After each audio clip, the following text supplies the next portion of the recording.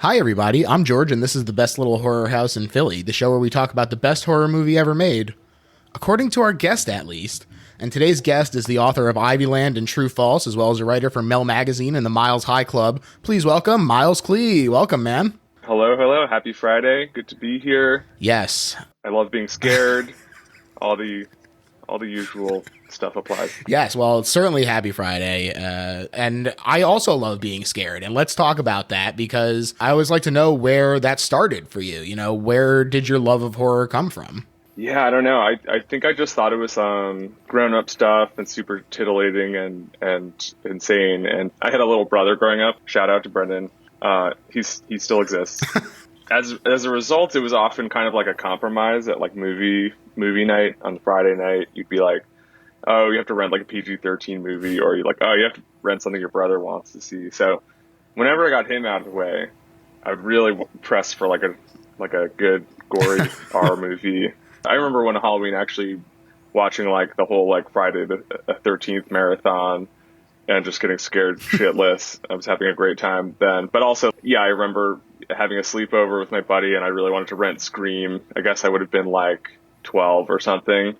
It had just come out on DVD or whatever, and I had obviously hadn't seen it in the theater, and he was too scared to watch it. Or, within the first 5 minutes, he was like, I can't do this.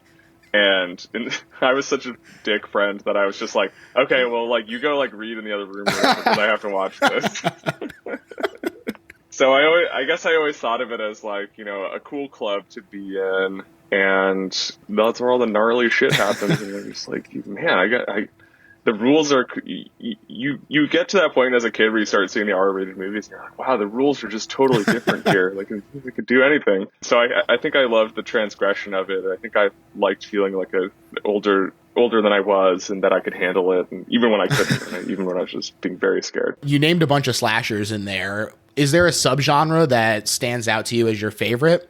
Going back to some of the body horror, some of the kind of elevated horror, like I think I almost suggested like Don't Look Now for this. I don't think you've done that yet. Right. That's a big fave, which is funny because it's like kind of that elevated horror before that was a thing, which is even funnier now that we're talking about slashers and that, because in the new Scream, there's like a bunch of jokes about how the Gen Z girl just likes like the Babadook or whatever, which I love. Yeah, that wasn't a great movie, but it had some good jokes like that, so appreciate that. Yeah, I don't know.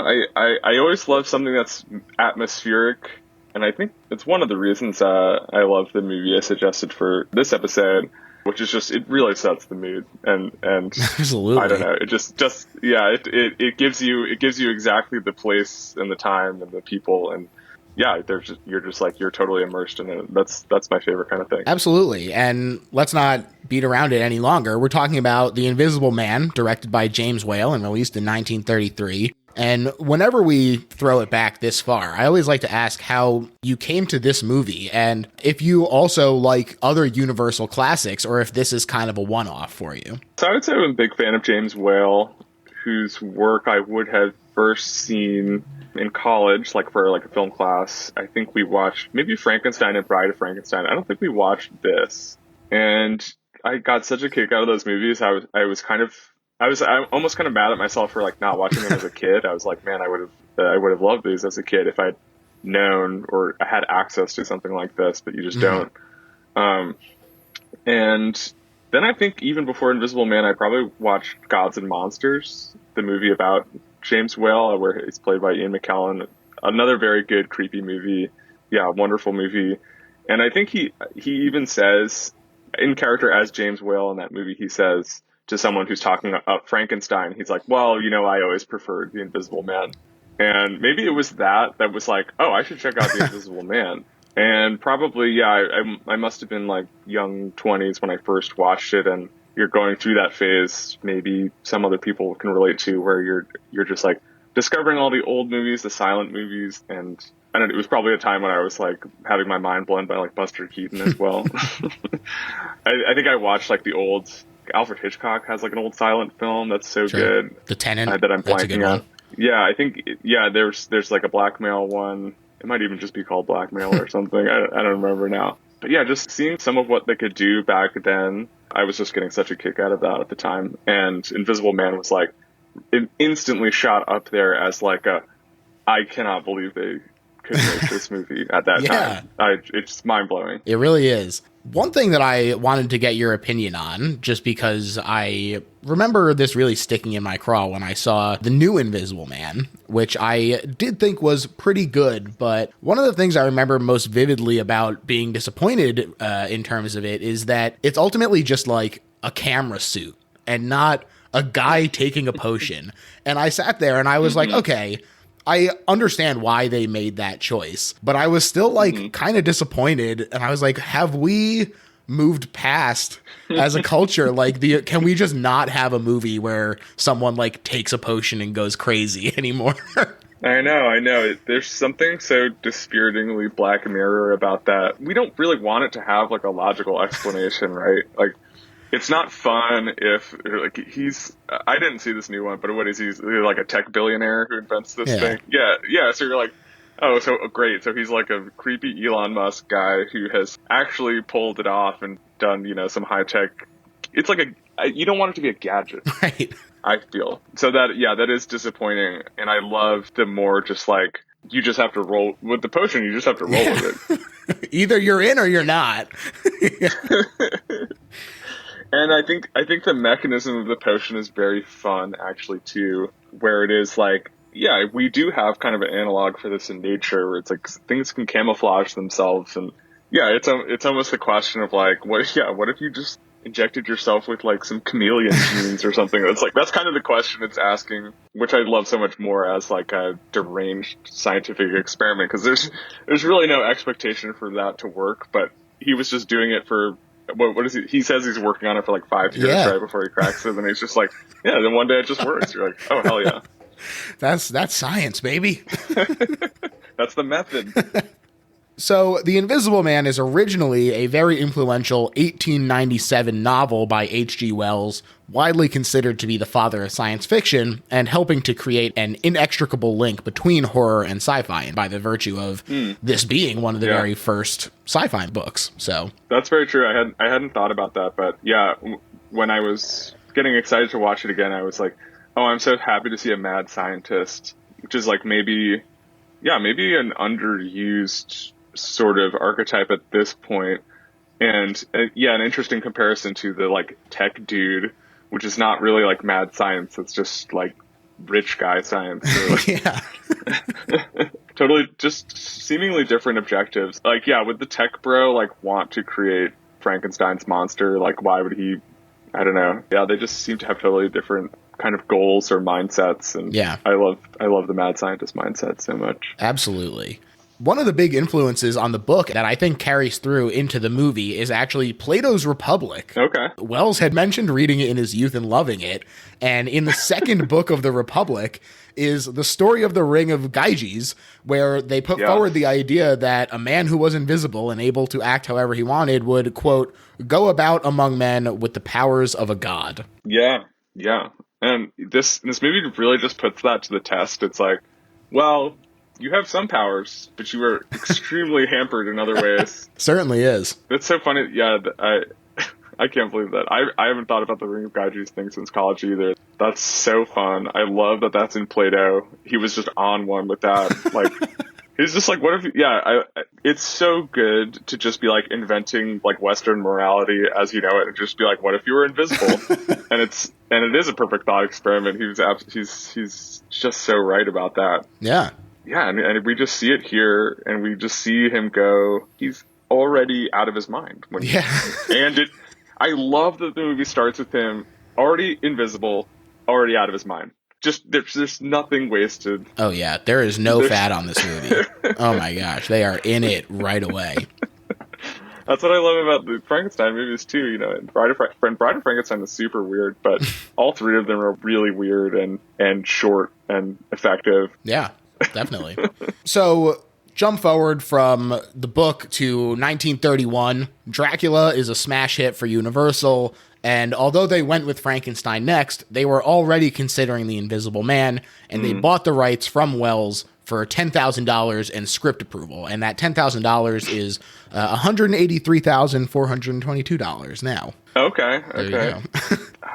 it's kind of blowing my mind that he was alive at the time. Like it's just totally incongruous to like how I think of him. Yeah, once that turn of the century happens, you're like, everyone died at 1900. Yeah, exactly. It's like, you don't get into the century. Wait, so yeah, I guess he would have been older. So I mean, so I guess he would have seen this movie. Maybe. Yeah, he did get script approval ultimately, and and then began the great Invisible Man shell game. So Frankenstein was breaking box office records, and Karloff was on a 5-year contract. So Universal said, great, we're going to bring Whale and Karloff back for the Invisible Man. But Whale got scared about being pigeonholed and left, leaving Karloff attached to a movie with no director or script. Not ideal. Right. So Robert Florey came in to direct, and he worked on a script with Garrett Fort, who'd also worked on both Dracula and Frankenstein. And where this script was different is that it was heavy on incorporating the Philip Wiley novel, The Murderer Invisible, including such hits as Blowing Up Grand Central Station, Invisible Rats, and an Invisible Octopus. And in Dracula, one of my favorite things in the entire movie is the vampire armadillo and bee in that just have like a little vampire coffin for the bees and everything. And I think that I finally tracked down who put those things into Dracula. If this guy's trying to put an invisible octopus into this movie, I would have been on board. Yeah, someone had some interesting ideas. Just trying to push the envelope, you know? Yeah. And the problem was that because they were pushing the envelope, it was taking a long time to work out the tech issues, and Universal wasn't willing to squander Karloff, so they put him on The Old Dark House, which was being directed by James Whale, who'd retreated back to the safety of horror after getting financially spanked on The Impatient Maiden. So now they have a director and most of a script, but no star. Got it. Well, they're going to get a great star. I mean, yeah. This man... Oh, man, he's fantastic, but there's still a little bit to go. I mean, one of the Universal producers left to start Bischoff Productions, and he took Florey with him. So now they're down a director again, and they replace him with Cyril Gardner, but the script isn't working right, and there's nothing approved, so he and the script both get kicked to the curb, and they're at ground zero, square one. That is so frustrating. I've been there, baby. Here's where things get interesting, because Whale says, okay, I'll come back, and what's going to happen is we're going to have a script by the great Preston Sturgis, and that's cool. Love Preston. Yeah. And his idea was that it was going to be a Russian chemist who makes a madman invisible to get revenge on the Bolsheviks, and it was described as a transparent Scarlet Pimpernel, and this sounds so fun. Wow, release that cut. That is really fun. That's just a perfect B-side to this movie. Yeah. Honestly, which is so much about like kind of the aristocracy, I would say. Yeah. That's really wonderful. He put in 8 more weeks of work on this script, handed it in, they hated it and fired him the next day. What a legend. He knew they would hate it too. He was just like, this is just for me. That was his Sullivan's Travels. Oh, Preston. Amazing. Whale wrote the next attempt at a script himself, but Wells didn't like it. He didn't approve that script. So Whale again said, fuck this, and left. How many times is he going to quit this movie? So many times. It's now 1933. We're at least finally in the year. Okay, we're here. They had lost $1.25 million. Oh my God. In 1932, which is just under $25.5 million now. So they took a step back and they said, we're going to shut down for a few months after we finish the movies on our current production slate because we just need to like have some income for a little bit. Yeah. But they just can't nail down the Invisible Man. So there's one other set of writer and director that falls through, but finally we have Whale back with R.C. Sheriff as the screenwriter. And he brings in a script with Whale's approval to Universal in July 1933, the 14th script. 14th time's the charm. 14th time's the charm, just under 2 years after they intended to finish, compared to Frankenstein, which was just a handful of months for pre-production. Wow. So quite the troubled production, but it's funny how taking all that time to get it right did pay off because it really, you'd never know that it was so troubled. It's like trying to get that invisibility formula. It's not going to happen overnight. Trial and error. So true, so true. And Whale, he knew Claude Rains as a stage actor, though Claude was on the edge of hanging it all up to become a farmer in New Jersey because he was so broke. My home state. And they brought him on despite Universal's reluctance to cast an unknown actor. And it's great because not only is Claude fantastic, but I think specifically it is that theatricality that really works for me in this movie, especially because ultimately he has to do so much with just his voice. Yeah, no, he's what's the opposite of phoning it in? It's just kind of like earnest. It's like the quintessential over the top performance, and yeah, you're totally right. It's that he just has to he has to convince you that he's there in the room in scenes where he's just not. Yeah. And he pulls it off.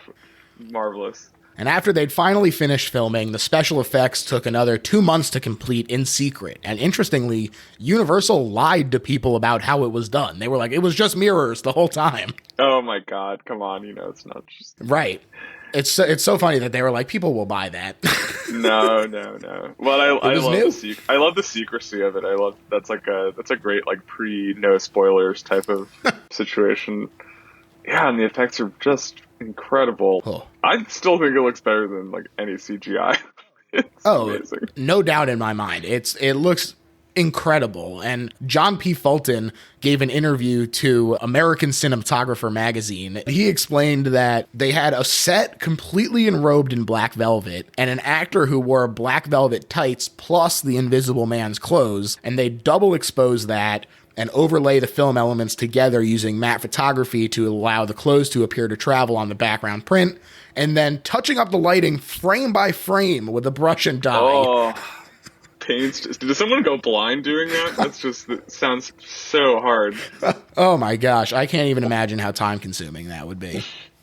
That's why it's a short movie, I think. Yeah.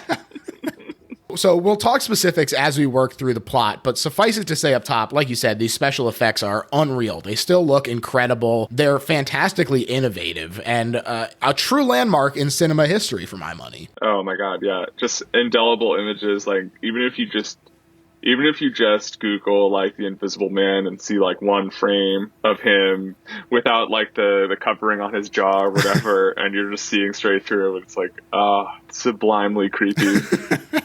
Yeah. Oh man, I love especially the one where it looks like the skull, he has just the the nose hole and the eyes open. Yeah, he looks like a mummy. Oh, great. And so for their money, it wound up being around $328,000, which is roughly $7 million today to make the movie. Worth it. Definitely worth it. The total gross is unknown, which I thought was very strange. Wow. Yeah, what fixers suppressed that number? I don't know, but it did perform well on the East Coast and London, breaking records at the New York Roxy, but flopping on the West Coast. Oh, what the hell? I'm disappointed. Talking from LA, I'm just well, people appreciate movies here, but I guess that's not always true. I guess not. The contemporary reviews were very positive, but also of note, of course, are the directors we know and love who also herald this movie, like John Carpenter, Joe Dante, Ray Harryhausen. They all famously adore this movie. And more immediately, it launched Claude Rains to Hollywood superstardom. So there you go. Hell yeah. Didn't have to move to New Jersey. You did it, Claude. So to get into the actual movie, I love this opening. The wind is howling and the snow is whipping, and a heavily bundled man approaches the Lion's Head Tavern.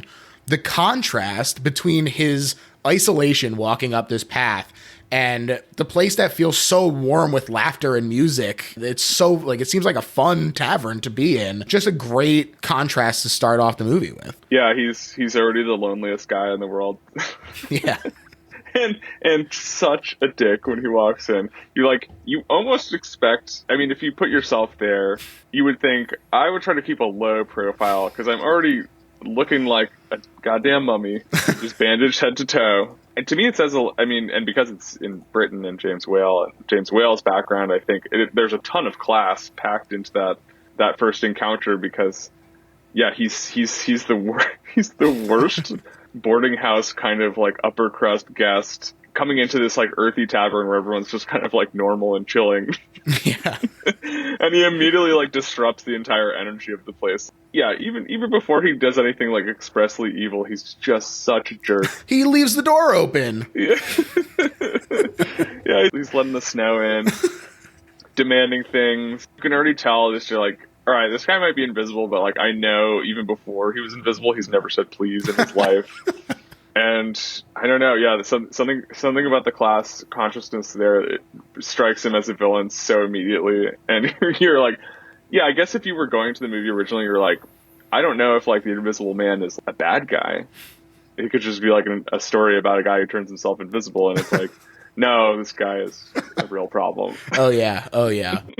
And interestingly, to play into that class aspect, I think that there is something about the way that they try to handle it extrajudicially, where they're like playing very coy about it being Griffin and being like, oh, we'll take care of it ourselves. Yes. And after he's done all this terrible stuff, they say, oh, well, we're going to close ranks and protect our own here. Yeah. And the guys, those upper crust guys really don't want to go to the police at all. So when he rents this room, he makes a point of how he wants to be left alone. And the innkeeper brings his food, and she's like, all right, sure. And then immediately barges back in with the mustard she forgot. Loved this innkeeper. She's phenomenal. She's like a Mel Brooks character. Like, Where does that come from? That's so funny. Also, you already referenced it once, but an amazing little tease of the special effects is you see him eating with the bottom of his head missing, and the growl of, I told you not to disturb me, as she's freaked out, it just really brings you into the world so quickly. Yeah, and as he's kind of like discovered in that boarding house, and kind of more people realize that there's something wrong with him, it's funny how none of them can like quite reconcile what they've seen. Like they all kind of struggle to describe it. Like I think the cop goes like, he's all eaten away. And you're like, well, what the fuck is that supposed to mean? And you're like, it takes them a while to kind of even be able to formulate the idea that he's invisible. That process is like a real great, like slow, creepy realization. Like you as the viewer, you're like, it's called the Invisible Man. I know he's invisible. But seeing everyone else kind of like somewhat realistically, I would say, for like a pretty out there movie, coming to terms with that, and the cops when they're like finally like, okay, we got to face the facts, the guy's fucking invisible. Like nobody wants to believe it at first, and then like they're just gradually worn down, which I love. Yeah, and the fact that nobody really has any ideas. They're like, we'll give you £1,000 to come up with a good idea on how to catch this guy. Oh, the montages of like the guys calling in with their dumb ideas for how to catch the Invisible Man. It's just that's poetry to me. Like, and the movie is so funny throughout. Yeah. That is one of the funnier things. We meet the other half of our gang next as we join Flora pleading with her father, Dr. Cranley, that they had to do something about her boyfriend, Jack Griffin, who is their father's employee at the lab. And he's been gone for a month with no word, but the note said it might be a bit and he was finishing up an experiment on his own. Now this pisses off the other employee, Dr. Arthur Kemp, who is extremely pissy about Jack fucking off for as long as he wants.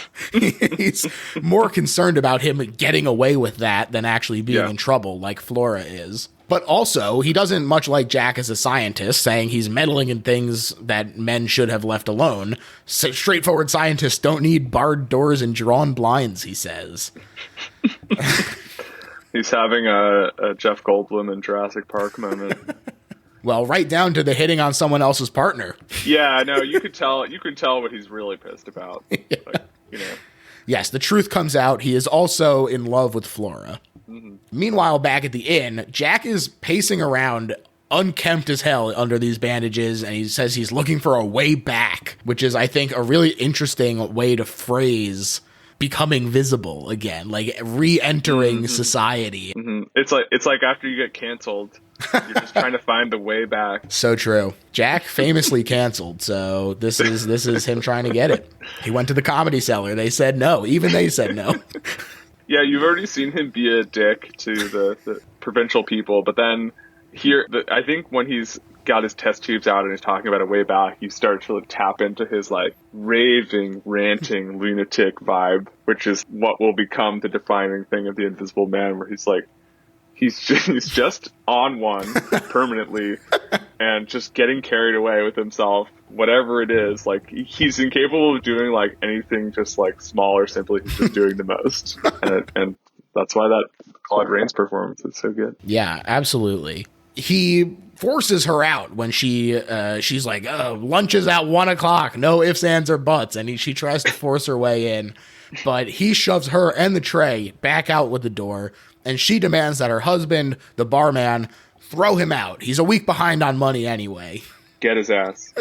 He attacks and throws the barman down the stairs. This feels so much more intense and aggressive in a truly physical way than any of the other Universal classics. And I think really does help to set him aside from a lot of the other ones. Oh, yeah, yeah. I mean, I think because you're doing a lot of imaginative work in the film to situate like his body in space where you don't see it, and the effects are doing so much work to like show you where he is and how he's moving, that inevitably you get like really tied up in like bodies as a whole and like what other bodies are doing on screen, and yeah, to like see like nothing throw a guy downstairs is just crazy. And you're like, the fact that your mind kind of like fills in the blanks. Again, the Ring of Geiger's like thought experiment. You are just kind of supplying all the information there that they've given you, kind of like pieces missing. Yeah, which is just like super exciting. It just lights up your brain. There's something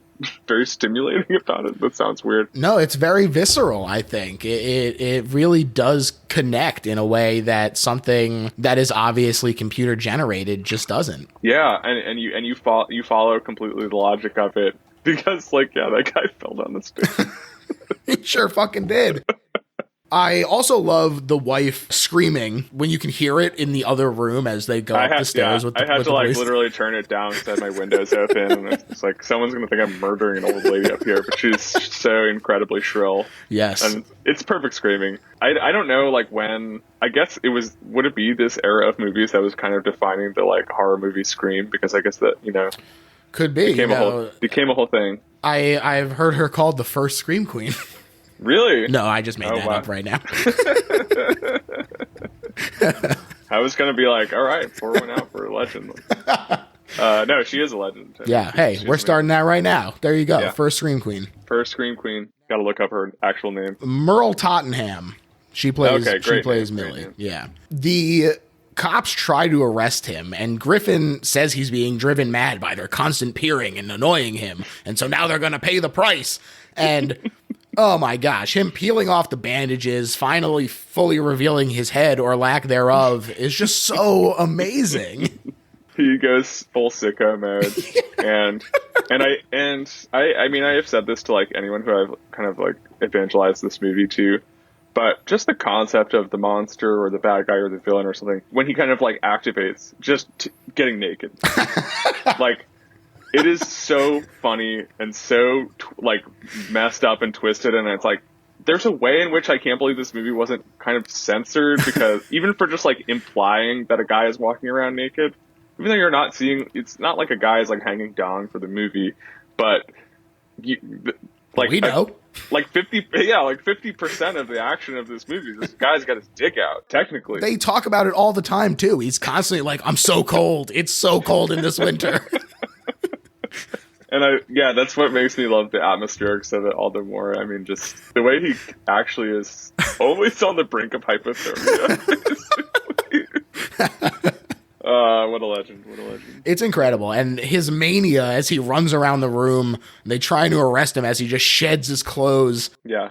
The funny portrait of the innkeeper on the wall behind him as well. Smashing it. It's a funny movie. It's a very funny movie.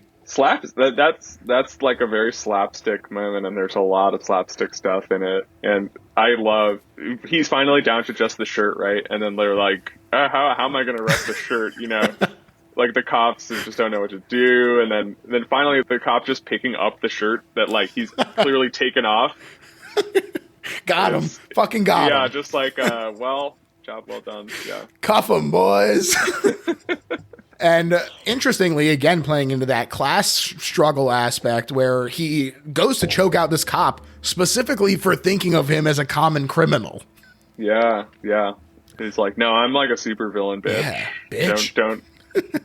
Don't you ever twist it again.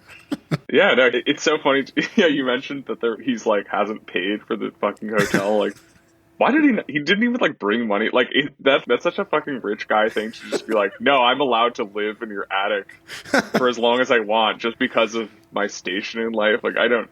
His attitude is so funny. Yeah, and he escapes out the front door, causing mayhem as he goes. This is, I think, part of why I love the Invisible Man so much, is just because he is having fun. Frankenstein is so gloomy, and there's the seductive energy of Dracula that he's going for, but it's not anywhere like this guy throwing bikes, hitting people with brooms, tipping over a stroller, laughing all the while. He sounds like the Joker. When the laugh is haunting. I'm like, I don't want to hear about anyone playing the Joker until you hear this. Until you hear this guy laughing. And yeah, he's like a prankster. He's so juvenile about it. Classic scam. Yeah, it is like being invisible has also turned him into a shitty 8-year-old who has that power. And who could blame him? Who can really say that they for sure wouldn't turn into an 8-year-old? And it's just chaos, just mayhem all over. Yes, yeah, riding. I picture him riding the bike naked, and I just laugh about that. Not comfortable. No. Back at the lab, they find the only clue, which is a list of chemicals, including monocaine, a chemical that draws the color from things, but also destroys materials and makes living things mad. There you go. Explained. They explained it. The guy's like, I read the monograph about how this plant makes you the Joker. It's the society plant. But it was only, he was like, it was only in a German magazine, so he might not have seen it. Who knows?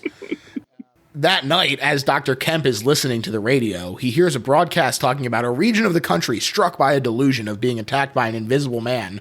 But as he's listening, we also see some slight movement behind him, and then the voice of Jack Griffin emerges from the ether. Again, very dramatic, very fun. Listen, I think it's so smart. One of the smartest things in the script is that it's diagnosed as a mass hysteria. Yeah. It takes me back to those old Gothic novels that are very much about the duel between the enlightenment and superstition.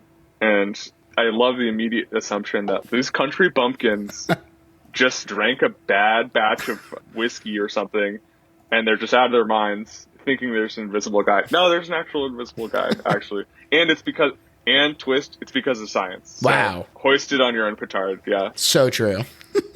Jack pulls up a chair and he has Kemp get stuff so he can get wrapped again, which is also funny that he's like, yeah, you're freaked out, aren't you? I guess we'll make it easy for you to at least picture me here.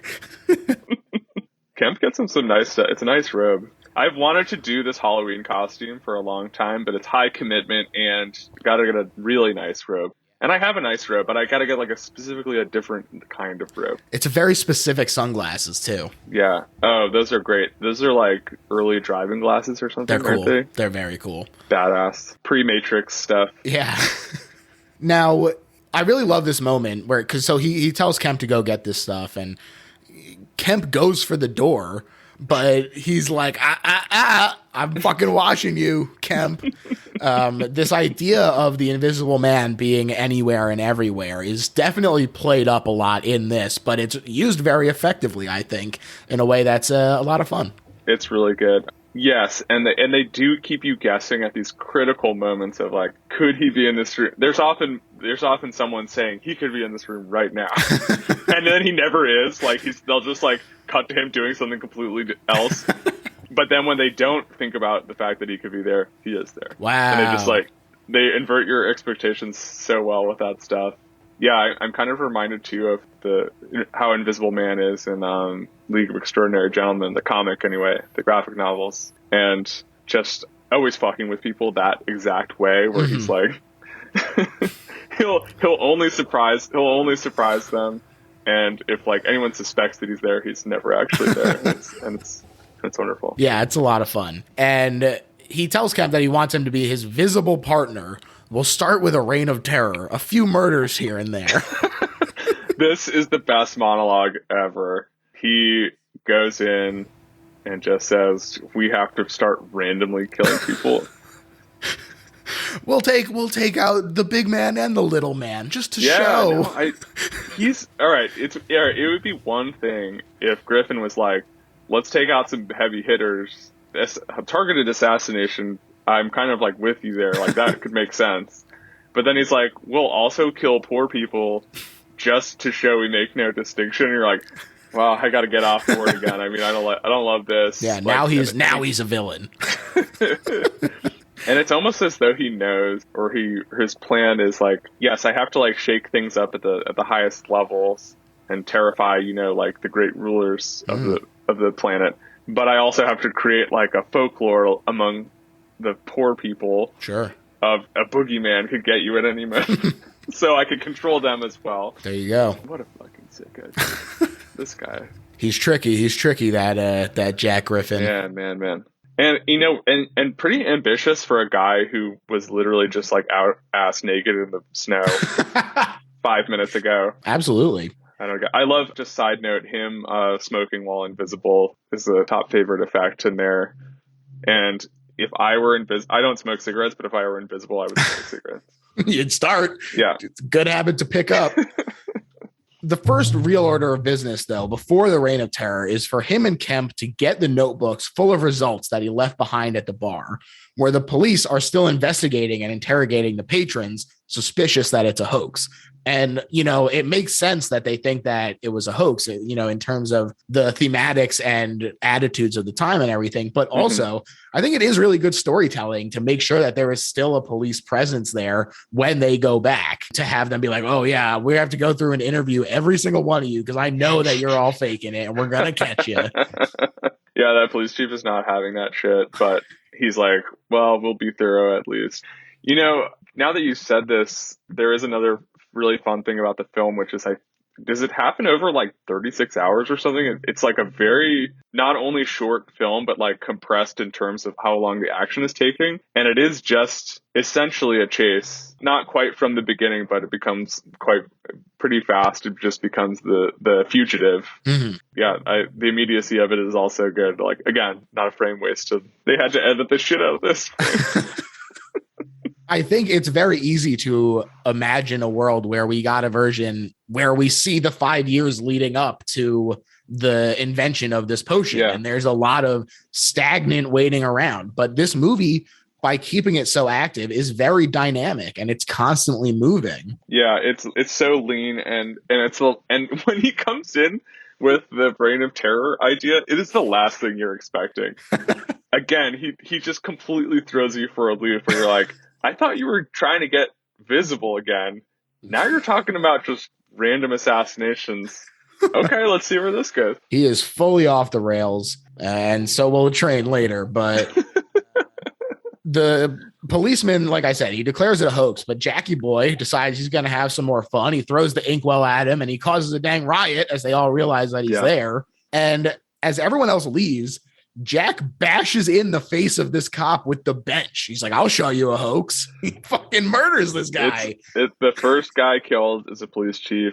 And I tweeted about this last night, but that just rocks. Yeah, see, this is the thing. He keeps you guessing if he's a villain or not. He says, we'll kill the poor people, but then, we're going to kill the police. And he tells Kemp about some of his limitations. First off, he says food can be seen in his gut for an hour, which that's fucking nasty since it's all chewed up and swallowed in there. Mm-hmm. But he also says that he's visible in the rain since his physical form is still there. And smog, the soot settling on him, would also be very visible. Yeah, just walking around Liverpool or whatever. That's not going to work. The air quality is so bad that he's like, some days I gotta just hang out or I'll be visible. 1,000 cops are searching the countryside, soon to be joined by 10,000 volunteers. Goddamn. A lot of people. And Kemp sneakily places a call to the doctor and says, he's here. And like I said, Cranley says he'll come in the morning, so Jack isn't suspicious. They'll handle it themselves. But Flora overhears. Kemp is too freaked out to wait, as the doctor orders, though, and he calls the police, and they say they don't have the manpower to surround the house, but they'll come. They think he's just like one of the other crank callers, too. That's very fun. Because they're just getting calls about, like, the invisible man stole my knickers or whatever. and You're like, yeah, sure. I love that he just sounds like one more crazy person. Yeah. It's really fun. It totally works. And they do a great job of those calls into the police. It just feels like laughs. But then when this happens, it totally makes story sense as well. Yeah, it clicks in as good storytelling. Flora forces her father to leave now, actually, and Griffin forces Kemp upstairs. But they see Flora and Dr. Cranley pull up as they go. And Flora seems to like stun Griffin a bit and bring his mania down a little bit, just as she thought that it would. He says that he began this all so that he could gain wealth and fame and be deserving of her love. Oh, boy. Yeesh, dude. Like, aren't you already engaged? Just like... Yeah. The other guy is literally like, please let me tell you how I feel. And she's like, no, I'm with this dude. You already got this coworker twisted around and like, damn, dude, just take the dub. He's been missing for a month. And they're like, yeah, I'm still hunting you down. Seems like he should have just let it happen. But he did this whole thing, like he said, get this fame. But the mania starts to rise up again, as even in this monologue, he starts going from that to, I'm going to sell the secret, and whatever government outbids the rest will take over the world. See, he loses me there, because I think the whole point of whether it's the ring or the potion or the suit is to be the only one who can be invisible. Why would you sell that? It's like, Griffin, come on, you're not making a lot of sense there. Like, you kind of had something with like, I will just reshape the whole geopolitical order by killing whoever I want, even if I don't agree with like some of the people you wanted to kill. But to be like, I'm just going to sell it to some guy, then he's going to sell it to everyone else, then everyone can be invisible. Foolish. Then you're like, bro, like, you're susceptible to that as well. Like, it's like someone invisible could then kill you. Take all your money. Super don't get easy. it. I don't get Unbelievable. Look, he's fully in the grip of madness at this point, is all we can assume. Yeah. He's not making a ton of sense. Jack insults her father when she asks him to let the doctor help. And he says this power is more than anything he could even dream of. That's based. I love that. It's amazing. I love this monologue that he has here, where he winds up closing with, even the moon is frightened of me, frightened to death. Oh my God, that might be the best line. It's wonderful. It's really great. Even the moon. The whole world is frightened to death. Oh, Claude. Yeah. That's the peak grandeur of it. He's like, the fucking moon is a pussy. Fucking fight me, moon. He's threatening celestial bodies, and it's just... You're like, yes. And in that moment, you're kind of with him. You're like, oh, hell yeah. But, you're like, he's going to fucking take that moon out, baby. He continues to go sicko mode. The police arrive and Jack leaves saying, I'll be back, and Kemp, you're fucked. Yeah. Oh my God. He calls his shot. 10 o'clock tomorrow. You're fucking dead, kiddo. That is the frostiest shit. It's he just says it. I'm coming for you. 10 p.m. You're dead, Kemp. And the pants skipping down the road. Delightful. Really good. And I realize now that, you ever read the Dr. Seuss thing, Pale Green Pants with Nobody Inside Them? No. There's I'm almost positive now that this is inspired by this scene in The Invisible Man, but he has just like one of his weird rhyming stories. It's in there with the Sneetches or something. But it's like someone being scared by a pair of green pants that are just walking down a road by themselves. And I think it's the illustration is very much reminds me of the skipping Invisible Man pants. What does he sing? He's like singing something too. He sings "Pop Goes the Weasel." I think that was top 100 hit at the time. Yeah. The theaters were just like losing their mind at that scene back then. Oh shit! How did they get the rights? Going out to buy the soundtrack after. Can't stop listening to Pop Goes the Weasel from the Invisible Man. Demented. Hot 100. The police figure out that Griffin is the Invisible Man as Kemp unravels. Yeah, he's not keeping a lid on it. No, he's not. The search continues with Griffin continuing to cause mayhem, tossing guys over cliffs, and, as promised earlier in the film, killing a signal guy and derailing a passenger train. And the movie really gives you plenty of time to contemplate his immense kill count compared to the others, as the screams like fill the air. Yeah, In this no, scene. it's so intense. Like everyone on that train knows they're about to die. You don't ever see them because it's just a model, right? But like, Yeah.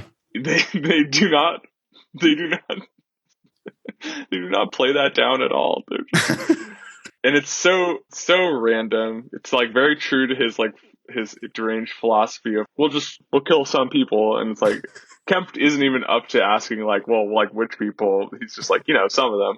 I don't even know how he gets in there and does that. Like the action of that is actually way more confusing than like anything else in the movie. And the scale of it is so much bigger than anything else in the movie that you're just kind of baffled. Like, okay, he went there. It's so funny too when like the next scene they're like 100 people just died. You're like, fuck. I'm glad they tell you. Well, first of all, to go back to the police TV called, I'm glad they tell you that he's dead, because it's not clear for him just like bonking him in the head with a chair. I'm like, oh, that must have really hurt. But then they're like, he killed that guy. Okay, great. And then, the train also, you're like, I just saw a little, kind of scale model topple off a little paper mache cliff with a lot of like human screams added. So don't totally know the toll there. And then they cut back to like 100 people died. You're like, okay, great. So great. The exposition is seamless. We're just throwing it in there. Yeah, we know exactly how many people he's killed. Plus 20 in the field that have been searching for him as well. So a very high kill count for this guy. I wonder if there was a previously planned sequence of him killing people in the field or whatever, or even just like one person to just show you that he was doing it. Because he throws a couple people off the cliff as they search for him. Yeah. But yeah, that was probably like they had a bunch planned out and they were like, we're not doing any more lighting. We're done. He keeps saying these things like, oh, we're going to fucking kill random people. He throw this train off the tracks, but then walk into a bank, rob it, and just scatter the money. Yeah, just going full Henry Sugar for a second. Where hell yeah. And pretty interesting given all his class marking so far, that he would just be like, oh, it would be funny to maybe that's what he's thinking, is that it's like, I'll watch these impoverished losers work themselves into a frenzy over like the couple of pound notes that I've just thrown on the ground. Could be. And there's just he's amusing himself at that point, right? Yeah, I guess so. The police say that they're going to use Kemp as bait and then sneak him out the police station while Griffin waits to break in. And they also set a bunch of invisible man traps, including loose dirt, an oil gun, nets. What could go wrong?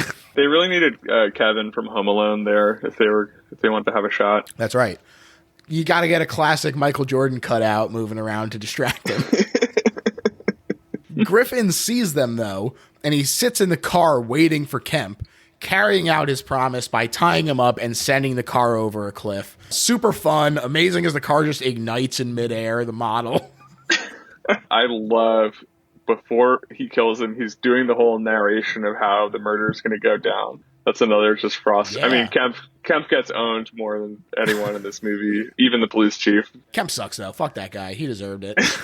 He says, does he say it'll be fun for 100 yards or so to hit a boulder? Yeah, and then a broken neck. Yeah, like, it's great. Him in advance of it, the play-by-play of like how the guy's going to die. Frost, dude. Like, when have we ever heard a villain that frosty again? It's so good. It's so great, especially because, normally in today's day and age, you kind of expect, oh, he's doing this huge monologue, this guy's going to get out of it somehow, but he narrates this and then executes it perfectly. It goes down exactly like he said. Oh, that guy is so dead. He's so dead, and the police don't know what to do, and they're like, I guess he has to sleep or eat sometime. Yeah, good thinking, cops. You nailed it. Yeah, I guess so. Well, he sneaks into a barn, and he cozies up in the hay, but a farmer hears him and then sees the movement. And again, there's an interesting class element where ultimately his terrorizing the general populace is what leads to his downfall. Yeah, and I love that it's something kind of like, because the farmer notices him first because he's snoring, which is this great like kind of déclassé signifier where Jack Griffin fancies himself like a man who would never snore because it's like low class or something. But lo and behold, of course, she's sleeping in a fucking barn and snoring. Big snores, too. Big snores. And the timing is perfect that they've found him here because snow is coming down, so it's cold, he'll need shelter, and the precipitation will make him visible. Oh, man. The farmer comes to tell the cops, and they're like, well, we can't take any chances. Burn his farm down. This is how they got John Wilkes Booth, too. I mean, it's so funny to see them just, like, totally fuck this farmer over, and then they advance as Jack runs, but his footprints in the snow mean that they can track him, and a shot rings out, the prints stop, and they bring him to the hospital where they say he's near the end. And Flora goes to him and says, you were right, I should have left it alone. And as he dies, they hit you with one more banger of a special effects shot as he fades back into being skull first. And I love the doctor is like, the doctor has like a hilarious expertise here where he's like, well, once he dies, he'll become visible again. How the fuck do you know that? Nobody even knows about the invisibility potion, dude. What are you talking about? He just knows. And I mean, yes, that effect is just like a thrilling conclusion. I'm really struck though by the footprints and the falling in the snow as like a technical marvel. Like I can almost in my head I can kind of like game out how like a lot of the other effects are done, but the footprints in the snow where there's just no one there, I'm like that is for me like the lingering image of the movie. Yeah, it's fantastic. And I don't know how the hell they did it. How'd they do it? My guess would be, this is just a guess, but probably a platform that they like pulled down instead of impressing, they depressed and like let the footprint fall down instead. Maybe, I don't know. Yeah, so it would have been like a lot of like fake snow, and then they just like create a dip there. I think that moment is actually also funny because he seems to be making shoe prints even though he's not wearing shoes. Oh my god, you're right. Wow, this whole movie is fucking unwatchable now. Trash. It's both like an awe-inspiring effect and a technical goof. Well, we've reached the point now, Miles, where we sum up why this is not just a good horror movie, but is in fact the best horror movie ever made. And I'm going to let you start. Wow. Well, I mean, we've covered a lot. I think the transformation, first of all, of the H.G. Wells stuff, just a really like foundational type of story and kind of like invention of a genre, as you say, like this horror and sci-fi combining, make it just like such a perfect early text for like a lot of cinema to come. Endlessly surprising, endlessly funny. You know, it's funny also, my friend, yesterday I told her that I was going to watch, I have a friend staying here, I told her I was going to watch this movie, and she said, oh, is it scary? And I said, no, it's not actually scary, it's just fun. Like, I'm just having a blast when I watch it from scene to scene. I get giddy about it, and yeah, to go back to the Invisible Man's laugh, I'm just like, I'm laughing hysterically when I watch this movie, and I'm not scared at all.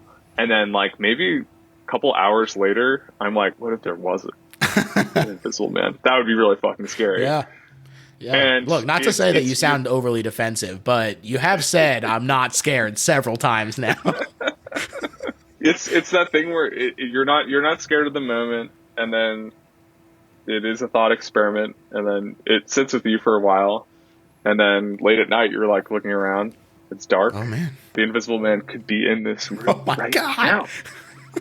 Yeah, I love it. I love it too. To me, this is the best horror movie ever made because it is visually shocking at all points of the movie.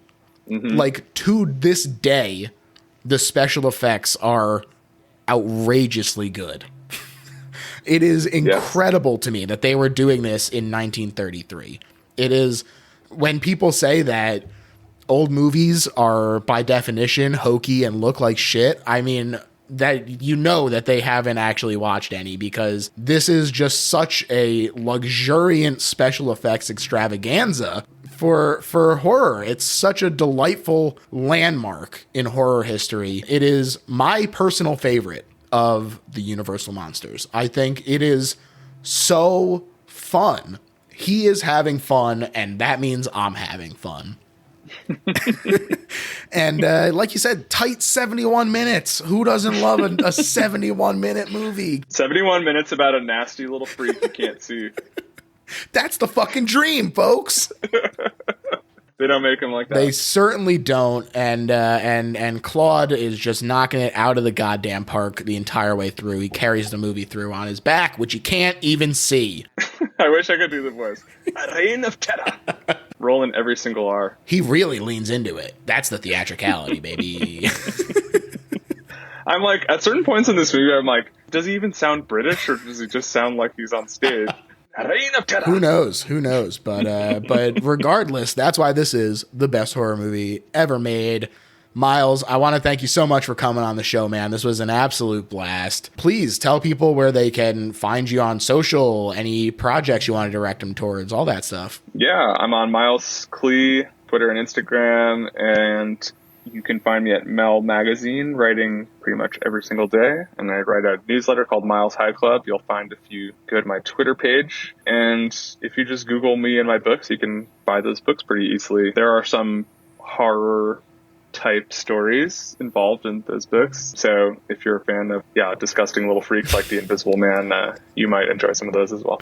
There you go. Highly recommend it. Thank you. Thanks for having me. It's such a great excuse to watch this movie for the millionth time and completely gush about its brilliance. My pleasure. So Absolutely my pleasure. As far as my plugs, you can find me on Twitter at LittleHorrorPHL. That username extends pretty much everywhere, but Twitter is mostly where I'm at. You can also check out the Patreon if you want to get bonus episodes for just a few bucks extra. It's fun. We do all kinds of topics, like we talked about Vonnegut recently, and his, speaking of the combination of sci-fi and horror. Hell yeah. There's a lot of great social horror in Vonnegut, and I am having a wonderful time talking about it. And so we did that recently, and all kinds of fun bonus episodes with all kinds of great guests, including return guests. So there you go. Check that out. And that's pretty much it.